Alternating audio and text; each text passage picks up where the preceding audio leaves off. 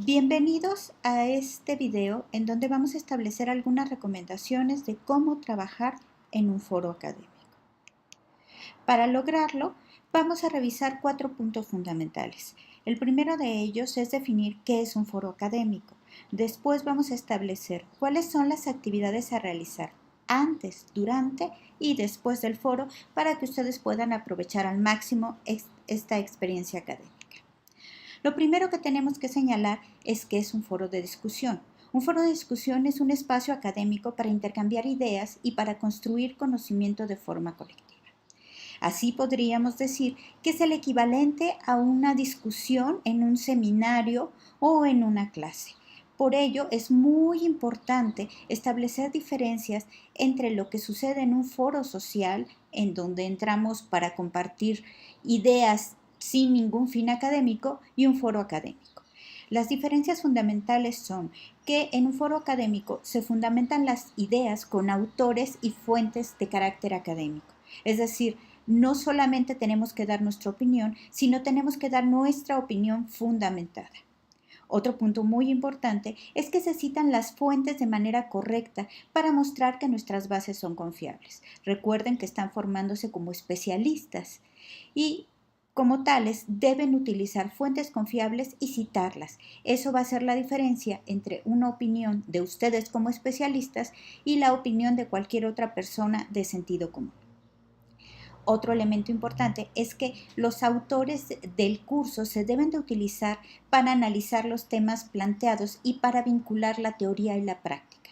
Recuerden que lo que queremos es que vinculen las lecturas con su experiencia profesional. De esa manera, estos contenidos adquirirán sentido y significado. En ese sentido, es importante también que atiendan a los 3 tiempos básicos que tiene un foro académico. El inicio, donde ustedes exponen su respuesta a las preguntas base, la discusión, en donde analizan cada uno de los puntos que se van aportando en torno al tema, y finalmente la elaboración de conclusiones, en donde ustedes integran todas las ideas para establecer entre ellas relaciones y un significado permanente con respecto a su uso en la práctica profesional.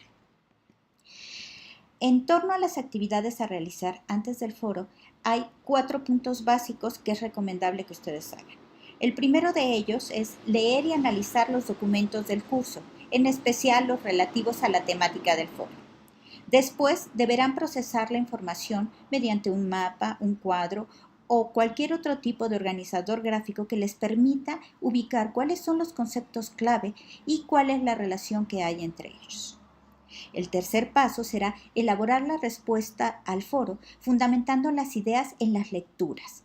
Deben de cuidar que su aportación incluye las fuentes y que las fuentes se citan de manera correcta.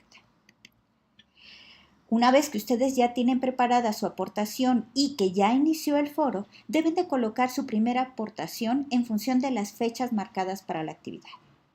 Es muy importante que a lo largo del foro ustedes lean las aportaciones de los compañeros y analicen sus bases. Deben de comentar todas estas ideas apoyados en las lecturas y en las fuentes que están relacionadas con el tema. Recuerden que es muy importante seguir las líneas de discusión porque de esa manera podemos profundizar en el análisis de los temas. También es muy importante que ustedes precisen y distingan los puntos y conceptos básicos y que por supuesto presten atención a las indicaciones que los profesores van dando a lo largo del foro. Esto les permitirá ubicar la dirección de la discusión, profundizar en los puntos clave y aprovechar al máximo la experiencia. No olviden que al final del foro ustedes deben de estructurar las conclusiones con las ideas más importantes que se discutieron. Este punto es muy importante porque les ayudará a establecer cuáles son los conceptos que aprendieron en el foro y la forma en que están relacionados. Al mismo tiempo, también les permitirá establecer un vínculo entre estos conceptos y su práctica profesional. Finalmente, una vez que ya realizaron todas estas actividades después del foro, es importante entrar a revisar las conclusiones de los compañeros y del profesor para relacionarlas con las propias. Esto les ayudará a nutrir su postura y a profundizar más en el tema. También es importante que traten de relacionar estas ideas con su práctica profesional y, por supuesto, que estructuren la forma de aplicar estas ideas para mejorar su entorno y para que estos conceptos adquieran mayor sentido y significado en la práctica. Gracias.